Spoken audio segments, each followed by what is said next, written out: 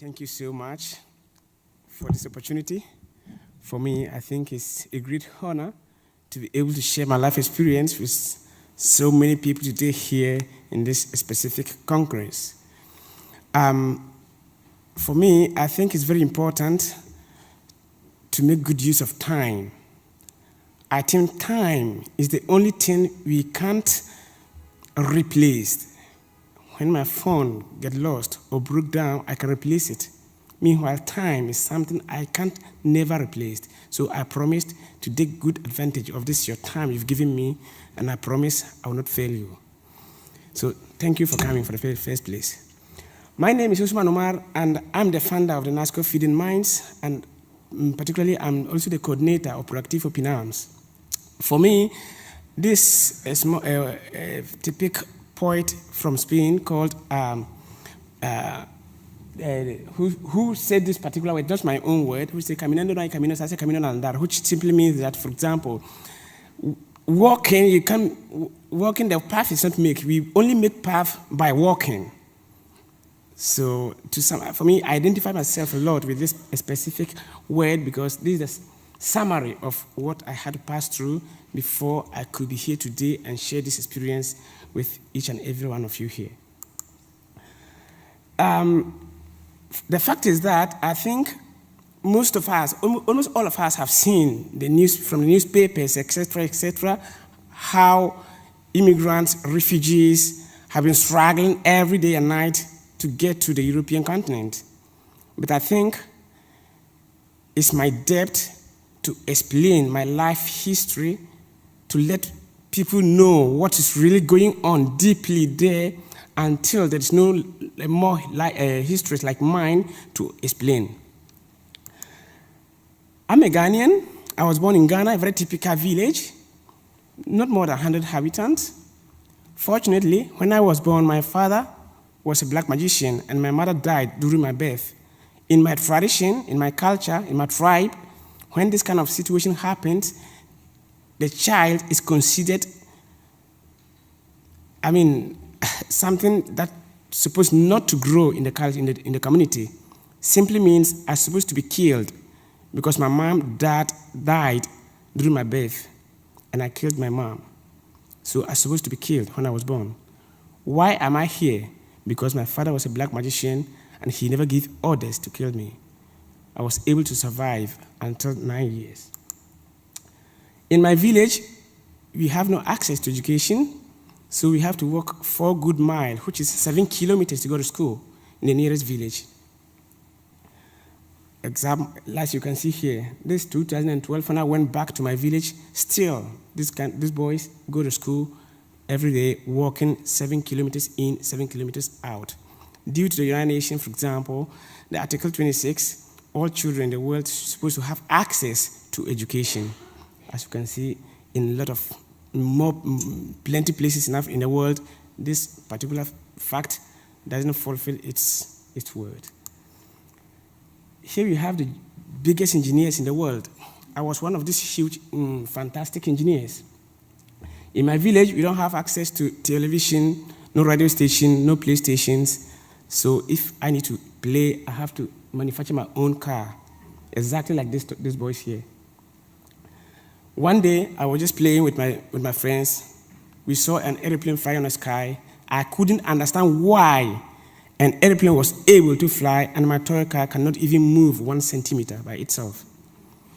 I took a stone, I threw it up, it falls over my head. Fortunately, it wasn't so big. If not, I wouldn't be here explaining this story.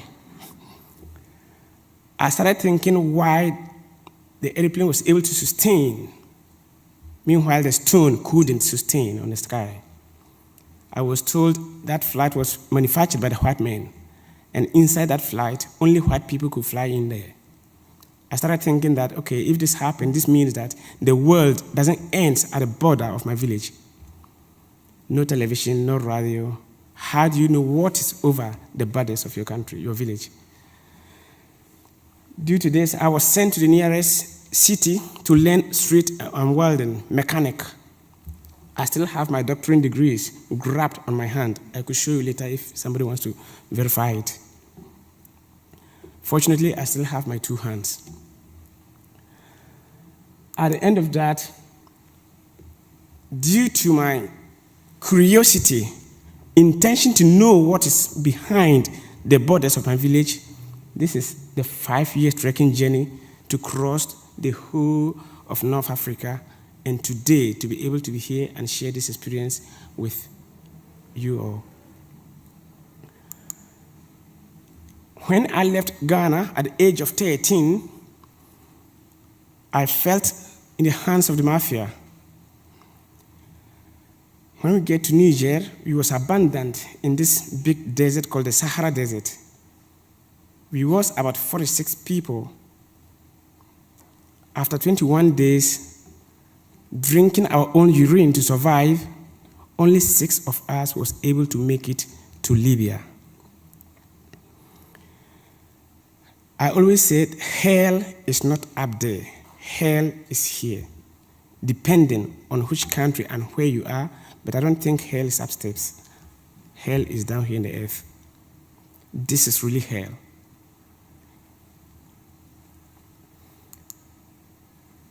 After 4 years living in Libya, the dictator of Muammar al-Gaddafi, I was able to gain $1,800. I felt in the hands of the mafia again. I was told from Tripoli it would take us only 45 minutes to go to the paradise, which is Europe. 45 minutes from Tripoli. Illiterate, no access to information, no access to education, I felt in the trap of the mafia again. I gave all this money to the mafia. We left Tripoli, Tunisia, Algeria, Marruecos, Western Sahara, Mauritania. It took us almost 3 months to get to Mauritania. Once we get there, the boat, we have to manufacture the boat ourselves. We was given wood to make it ourselves. As I said before, I'm a mechanic. Welding, I never work with wood. This is a real example that almost 95% of people who have been intending to cross to Europe sink, and they are under the Mediterranean Sea. This is the reality that no newspaper will show to you. For example, this picture is real. That was last year. However, due to the Syrian crisis, the mafia have changed their strategy. But as you can imagine, 2 days, 48 good hours, sitting on this boat in a sea, you don't know where you are going without food. Definitely, as I said before, I think hell is down here in the earth. In my case, after these 2 days, we was able to make it to the Fuerteventura Island. Most of my friends died on the way. Musa died on the first attempt to cross the sea, and hundreds of them more.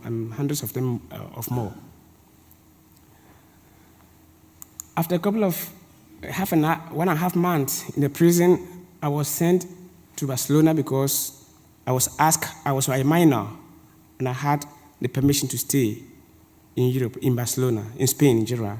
I was asked which part of Spain do I will to stay. I had no idea of Spain. I knew only Barca, which is FC Barcelona, due to the football match I watched the first time I had the opportunity to watch TV. On the 24th of February, I was sent to the city of Barcelona, alone. I was 17 years, illiterate, no Spanish, no Catalan, no friends, no telephone. For me, this was the huge and the worst jungle I've ever been. It was February, very cold, very cold. Anyway, I stayed in a street for almost a month. Fortunately, I met this woman.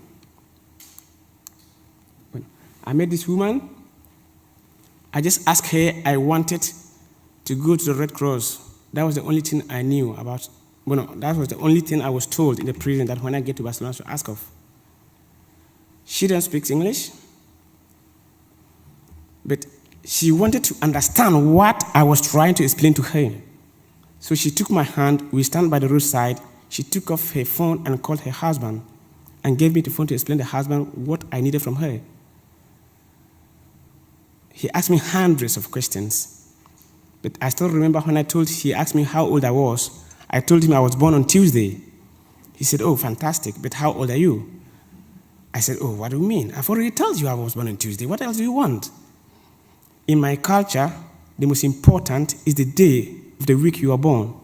It doesn't matter how old are you, either you're 23, 50, 60, it doesn't mind. For example, Kofi Annan used to be the U.S. Secretary General. Kofi Annan is a Ghanaian. Kofi means he was born on Friday in Ashanti. So in my culture, this is the reality. However, he didn't give up. After a couple of days, I was sent to the Red Cross together with a woman, and they became my adopted family. Here, I became a born again. I had opportunity to learn Spanish and Catalan, read and write. I started my high school. I studied chemistry 2 years in the University of Barcelona because I wanted to understand whether the black magic was real or science was really giving the solution to sickness. After 2 years, I quit from chemistry and I studied public relations and marketing. I graduated from a degree last year and I did my master's degree in Esade about managing of social initiatives. For me, after having this access to this opportunity, I thought the best I could do is to share my luck to other people. When I get to Spain, this is my younger brother.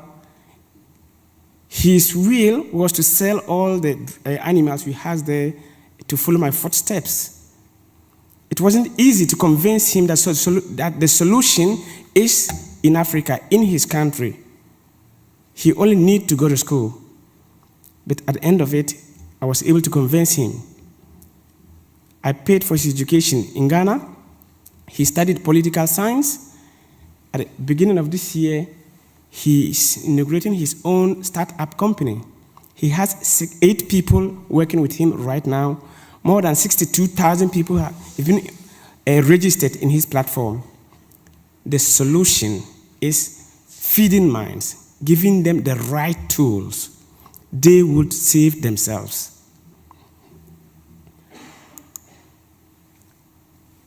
So together with him, we thought we should do something else. I've saved his life, but there's hundreds, millions of them. That's how, together, we established the NASCO Feeding Minds NGO, 2012. Basically, what we do is we facilitate ICT centers for schools so they could learn today. Digital education, for example, is the most powerful to get access to information any corner from anywhere you are in this modern world. This is our first lab in 2012. I had to buy the first 45 computers with my own pocket money because nobody believed on what we was proposing. When I see this picture, it still makes me, I feel affected emotionally because you couldn't imagine how I struggled to get this first 45 computers for 850 students in the north of Ghana. We hired 2 teachers, and that's how we started our first computer lab. Normally, they said, if you trust in your effort, your belief, you always have a reward. This was last 2017. We was rewarded by the International Telecommunication Union in Geneva, Switzerland, and a specific organization from the United Nations. And of course, I invited him to come to receive the award together with me. When he comes here, he didn't come with a small boat. In 5 hours, he was in Switzerland with me. It took me 5 good years to get to Europe. They can come in a different way. Our initiative attracted a big NGO called Proactive Open Arms. It is the specific and the most strongest NGO rescuing refugees and migrants in the Mediterranean Sea since the last 3 years. Together, we think the solution, of course, is in the source route of where these immigrants come from, not in the Mediterranean Sea. So we established this new collaboration, which means we need to feeding minds, saving lives. And that's what we need to do, going back to the source root of the people, of where these migrants comes from. Of course, the solution is not here. I understand when in case of urgencies, for example, we need to do something. Like these cases, we need to do something. But the long-term solution is in the source root. I will show a short video of what the work of proactive open arms. It's quite tough, but I think it's necessary for you to at least make an idea what exactly it is. This is a normal day of proactive open arms. Sorry.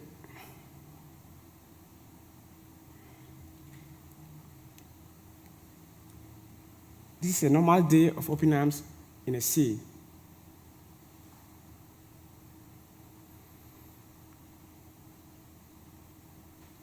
I hope you remember when you saw the boat for the first time, it was full, and you couldn't see what was under the boat. Now let's see what's under it.